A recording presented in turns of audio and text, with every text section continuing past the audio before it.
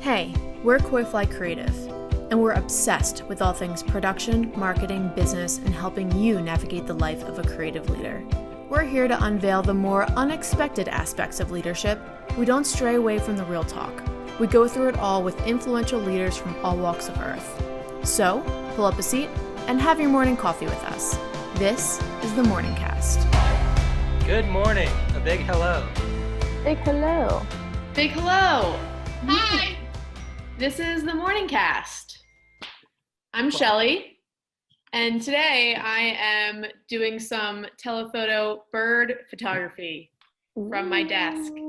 What birds are you seeing? I saw a really cool yellow one. It was really small. I've never seen it before. Like a goldfinch? A finch. Maybe. Yeah. Maybe it was a finch. And then just robins and, black vultures. And black vultures. That's exciting. I feel like the animals are taking over. Okay, bring it on. Who else do we have? I'm Me, Carter. Oh, sorry. Go ahead. Carter. And Dave. Dave. Aaron. Stacy. Leslie. Welcome. Who has Morning, an bud. interview for us today? That would be me. I've been interested in hearing how people in the education industry are dealing with it.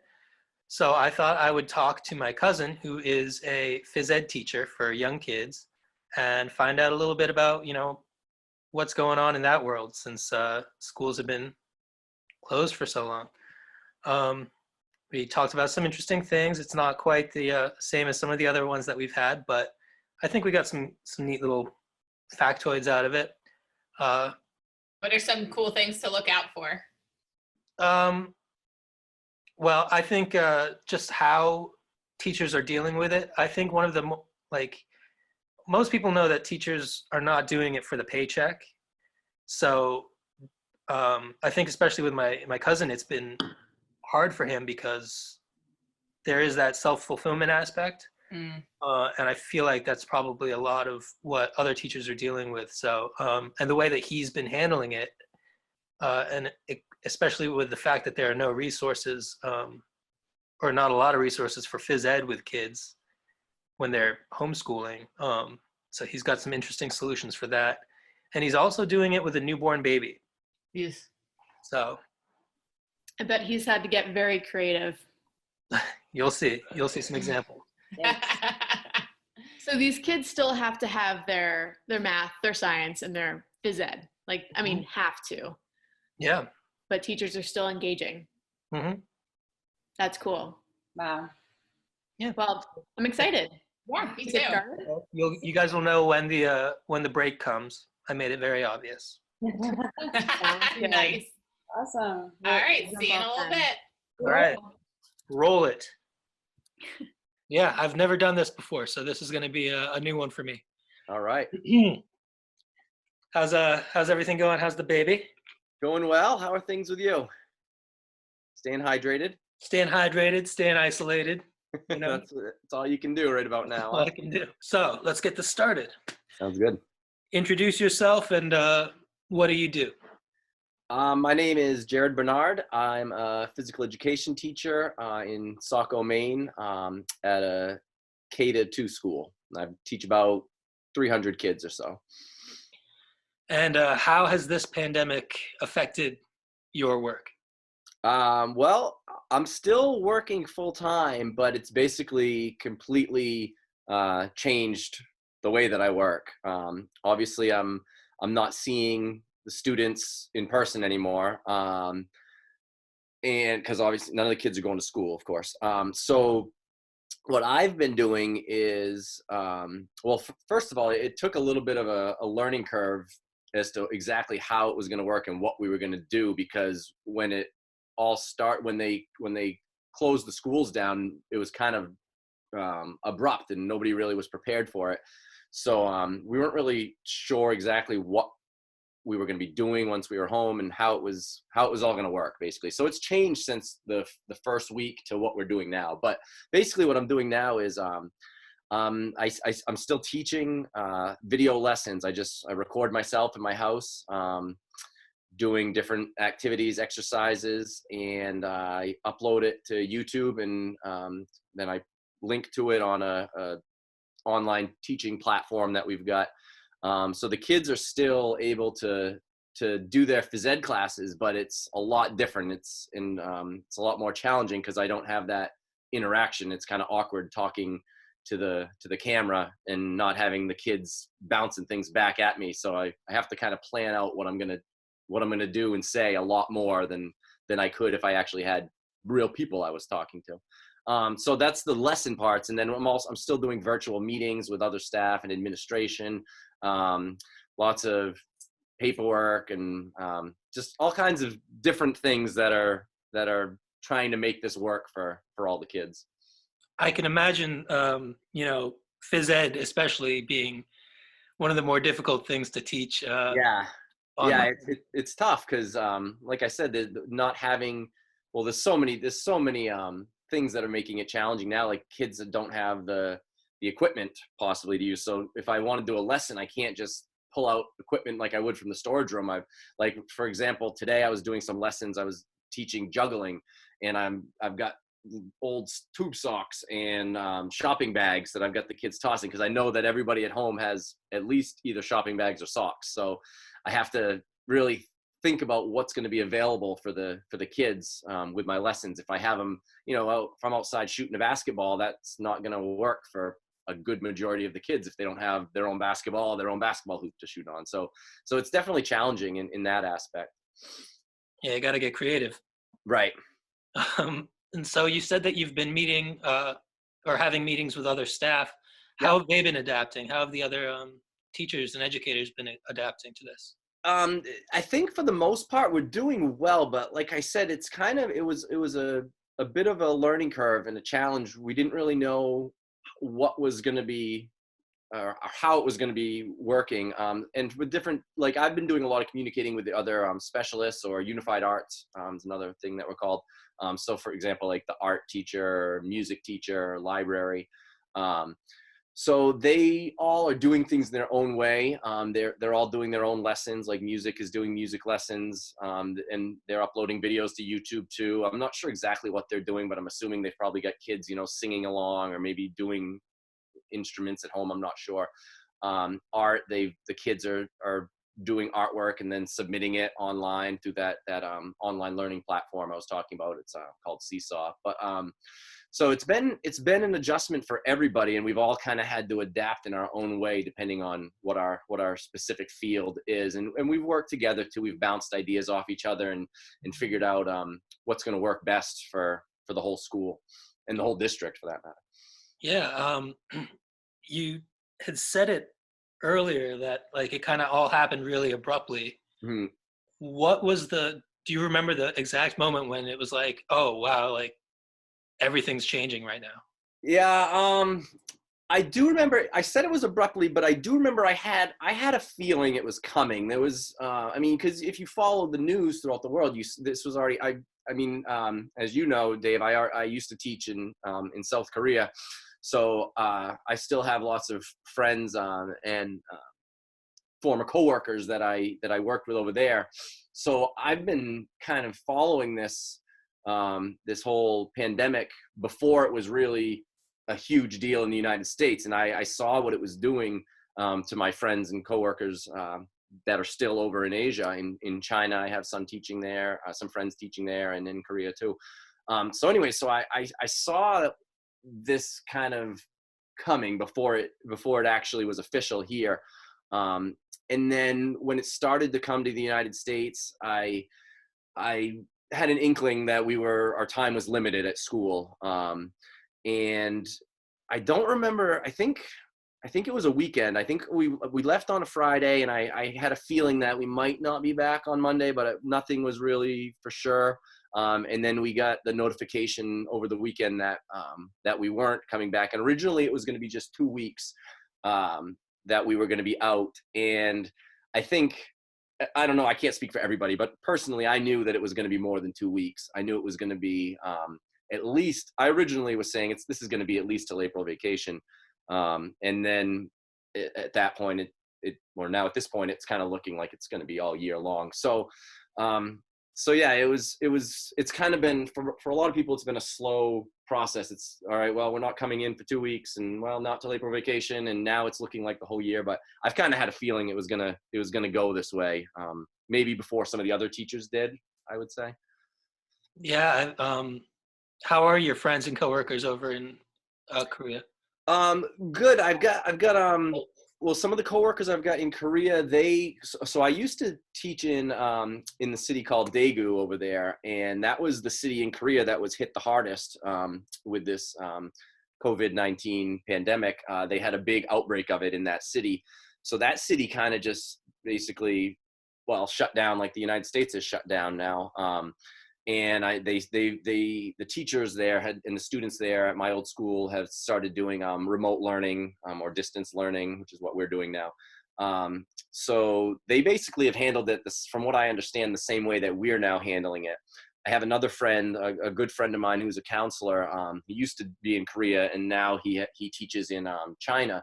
And so he actually was affected by it even before Korea, because it originated in China, of course. So his school has been shut down since, oh boy, I want to say like around Christmas time, somewhere back around then. And he went out of the country. I think it was for his Christmas vacation. He was visiting family in New Zealand. So then he's just been basically stuck, if I don't know if that's the right word, because it's not a bad place to be stuck, but he's been stuck with his family in New Zealand, teaching remotely for months now over there. And he's still not even allowed back into China yet. But from what I hear from him, it sounds like hopefully going to be reopening their school sometime in the next month or so, maybe. And hopefully at some point he gets to go back and teach in person. But so it's basically been the same thing as I'm experiencing. For them, it's just they've been doing it a lot longer now at this point. He is so good. I loved how he used paper bags and tube socks, and got creative like that. Genius. For his kids' classes. It's one of the situations where I'm glad there was an intermission, because I want to talk about this guy. He seems so cool and so smart, Yeah, he's he's been doing it for a long time, and he's been all over the world, obviously. And he does it for the love of it. He loves the kids, he loves the job. So I think it's an interesting take from someone that, he has been how does he keep doing what he's doing and, making an impact on these kids' lives? And he speaks more about it in the second half. But I thought it would be an interesting kind of a take to find out about a teacher's point of view. And don't you wish you was your teacher, when you were a kid? I love how the baby's sitting in the Watching him do squats. Workout. It's funny. I watched a couple of his YouTube classes, and every time at the beginning he'll start by addressing the camera on his knee, and the baby usually just comes over, and it'll have to be That's awesome. I think the cool thing too about teachers that people who are not teachers or don't spend a lot of time with teachers is that they see such an immense amount of walks of life. And so just being so hyper aware to kids having different life paths, when he was talking, just the PE thing alone, right? You're told to stop obesity. You have to get out and have your kids run for 60 minutes a day. And just to have that responsibility on you to continue that for them is admirable. But then also to know hey, not every kid is in a life situation that's going to have even a ball to play with at their house, but they will have a sock. And being creative and coming up with those different ways to pivot is what it's all about right now. So that's so encouraging to know that there are these people out there that are putting these kids first and trying to figure out ways to make sure that everyone's still included and not embarrassed in the current situation everyone's in. I'm so glad that they're still doing things like PE, I don't have any kids, but I'm sure Les, you can talk to a little bit but it seems really, really challenging for these parents who have to work full time at home, plus basically homeschool their kids, you know? And I'm glad that they're still focusing on the PE side of things and not just trying to check off boxes. They're trying to get their kids out there. And it could even be an opportunity to kind of put the kids in front of the computer and do a PE class while the parents, Make lunch. Meeting or make lunch. Yeah. It's so true. Well, this was good. I'm excited for the second half. Yeah, and the second half, we speak to like the situation that a lot of parents are dealing with, and how the school is helping out with their community. So I think there's some good stuff in there. Awesome. Let's do it. How has it been difficult? Like, how have parents been reacting to all of this? Because I know that there are a lot of parents that are trying to work from home, Right. and now having to also teach their kids these things. Like, Yeah. How have your interactions with parents been?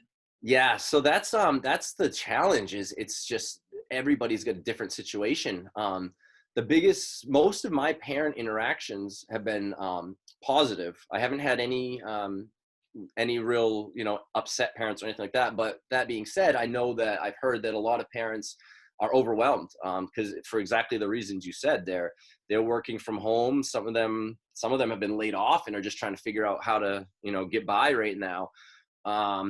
Not to mention they've got a house full of kids now that they're usually not used to having at home. So it's been a struggle for them. And especially if you've got a kid, say one of your children is maybe in kindergarten, and then you get another kid in 5th grade, maybe you get another one in middle school. And if you're supposed to be helping these kids, you've got to do, the kindergarten kids work, the 5th grade kids work, the middle school kids work, on top of your own work. It's just overwhelming for some of them. So to be honest, there's been some parents that we've had little to no communication with, and that's been the challenge, is getting in touch with them. And then there's other parents who have been super involved and that have been in constant communication, and their kids are doing every single activity that I put forward, and you hear from them every day. It's been a challenge. And the other big challenge was at the very beginning. It started to we've kind of figured it out for the most part now, but at the beginning, the technology aspect of it, it was so frustrating for me because it was just so tedious. The first couple of weeks, most of my interactions with parents, it wasn't really teaching. It was just troubleshooting how to figure out all the technology and how it's going to work, and just sending the same email over and over. Well, have you tried this? You have to, have you signed out of the Seesaw program and then signed back in? And there's just these glitches that I've had to basically just work through with hundreds of different parents. So it's been time consuming doing that part. Well, and have you been able to actively communicate with students? Yeah, that's been the silver lining, I guess, is that not with all kids. Like I said, there's some kids I haven't seen since that last day at school, but with a lot of kids that have been staying in touch, I've been able to communicate with them. Through that Seesaw learning program that we've got, they can send me messages, they can send me audio clips, they can record their own videos and send them to me. So I'll do a lesson, the example I gave was juggling. And then I'll get a kid that will respond to that video, and it'll be a video that mom or dad shot of them juggling themselves, and then they'll give me a message, they'll say something to me. So there's been a lot of communication still with the kids that are involved. So that's been good. That's where technology really can come in handy. Yeah, because I know you have quite a reputation as the fun, cool teacher. So I'm sure you need some of that. Well, thanks. I appreciate that. But to be honest, yeah, that's you almost don't realize it sometimes. I mean, I know that the kids like me and stuff at school, but when I start getting emails from parents and videos back from kids that are just, you can tell that they're just thrilled and excited to see the videos of me talking, and just you really realize how important not just me, but all the teachers are to these kids, and how much they really do miss you, especially the young kids, the elementary kids. Some of them, that's what they're used to their life being, is being with their teachers. That's who they look to for safety and for guidance. And to have that taken away from them is challenging for some of them, I'm sure. Yeah, I mean, well, you especially the years that you teach are very formative for these kids. So I mean, I find it incredibly important that you're doing, all that you can this way. Yeah. For some of the students, I don't even know if you have an answer for this one, but for some of the students that may actually be struggling because of their parents either being overwhelmed or anything like that, aside from the online courses, is there anything the school or the community is doing to help them? Yeah, there's a lot of stuff actually. So originally, like I said, when we started out, we didn't really know what we were doing, so we weren't doing it online at first. The first weekend that it was announced we weren't going to be at school, like teachers were just working 24/7 through the weekend, putting together these learning packets, these hard copy papers, and we all went into school on that following Monday, where without kids, and got those packets all together and sent them all out to parents. And the way it worked, parents came and picked them up. But then the ones that couldn't pick them up, we had people going around and delivering to their houses those learning packets. So that's how it started out. And then there's been, there's another thing to consider that, might not necessarily be the first thing you think of, but there's a lot of families that use school for food. They have free or reduced lunch due to, being low income. And so you take that away from them, and all of a sudden you've got families that can't feed their kids properly. So what our district's been doing is we have people going around and delivering food right to people's doors that need it. They'll leave them, to prevent the interaction. They'll leave them right at their doorstep and take off, and parents come out and pick up the food. There's also been some locations where parents are allowed to go and pick up food to bring back, and other supplies that they might need as well. So it's been a real community effort, just kind of outreach to the community to help out the people that need it. That's really great. Yeah. So as a teacher, what are some other things that people can do to help you kind of, keep on affecting the youth? And what are some things that people can help to do with schools too? Are you talking like parents or people in the community? Parents, people in the community, both. That's a good question. What can they do to help out? I think the biggest thing for a lot of teachers is just that continued support. I know that, I don't know, but I have a feeling that there's probably some people that think that the teachers are just sitting at home, not, with an extended vacation, which couldn't be further from the truth. A lot of us are working more hours than we normally would. And I think for the most part, people get that, but I think that's the big thing, is just that emotional support, because this has been draining on, the parents and the kids, but also on the teachers. It's been a tough adjustment. So just those, the positive reinforcement, letting us know the good things that you're seeing from your students. Like, for example, I had earlier on, a couple weeks ago, I had a mother get in touch with me and mentioned how one of my students, her daughter, was for the first time crying that morning, and how it really had hit her that she wasn't getting to go to school anymore and see her friends.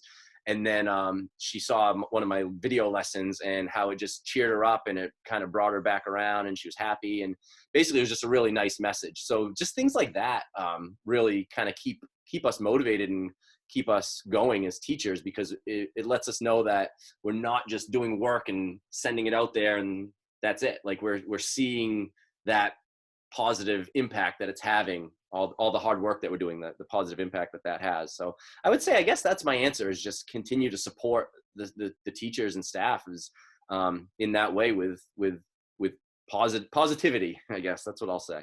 Absolutely. And on a similar note, is there something that you'd like, to see parents and the community doing to help the kids, aside from, the things you mentioned with the food drop-offs and stuff? Is there something you can think of? I think the big thing, like I said, is just continuing to work as a team. I mentioned the positivity, but also this has really shown how much of a team effort this is, from administration to teachers to students to parents, and just to continue to work together. I think is what we we really need from everybody. So yeah, I guess that's my answer, just to continue to work as one collective unit moving forward. What are you looking most forward to once this all is in the past? I can only pick one thing. I would say from a non, I mean, there's lots of things in my personal life that just pure entertainment wise, how bored this is, this life has become.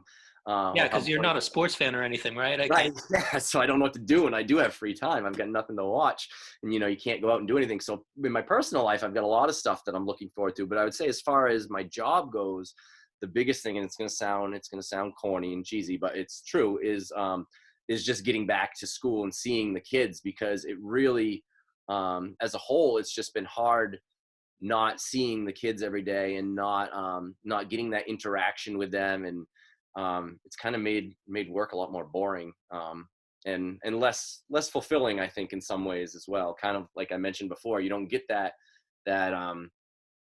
immediate feedback from the kids. When I'm doing something that I think is a fun lesson, I'm doing it to a camera and I'm uploading it to YouTube and I'm sending it out.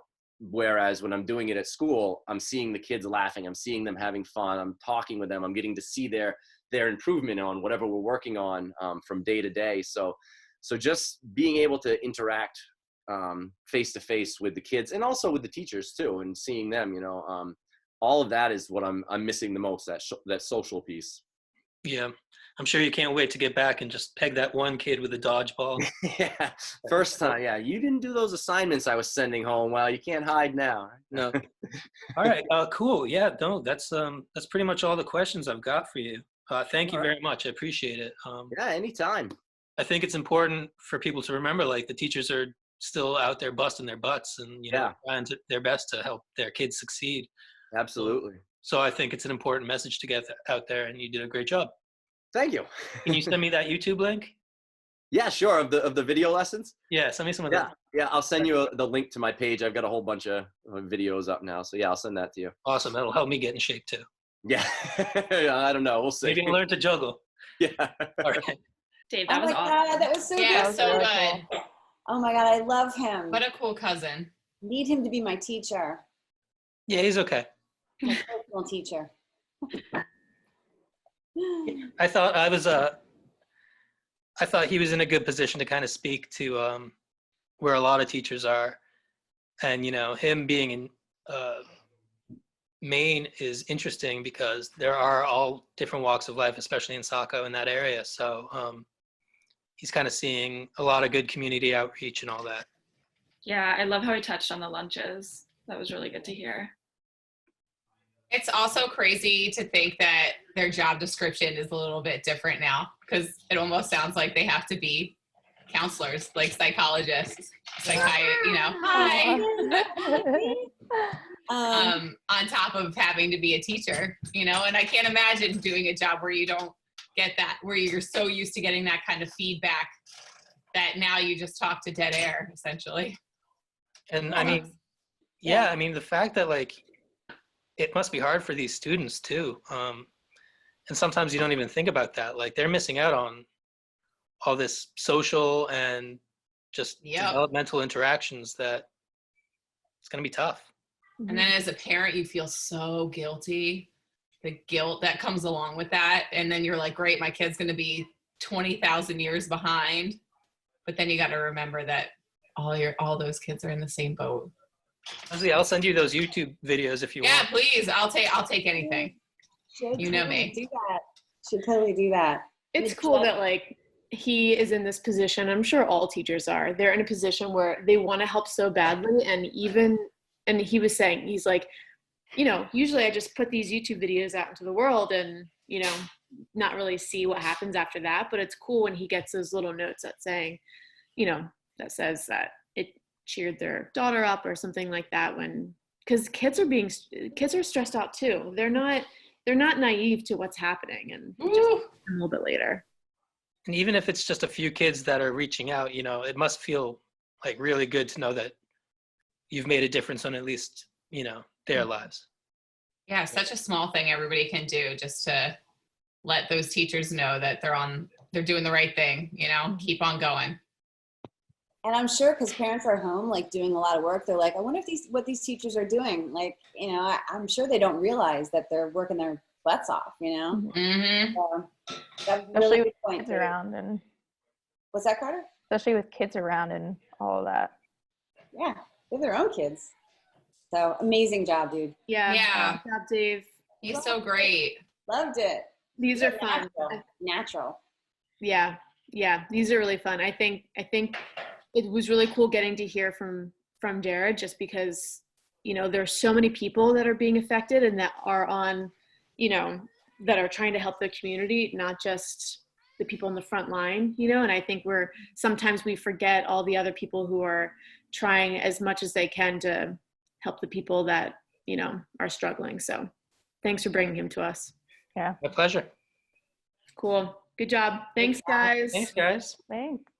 That's it. Thanks, guys. Have a great day. Thank you, everyone, for listening to today's morning cast. We loved having our morning coffee with you.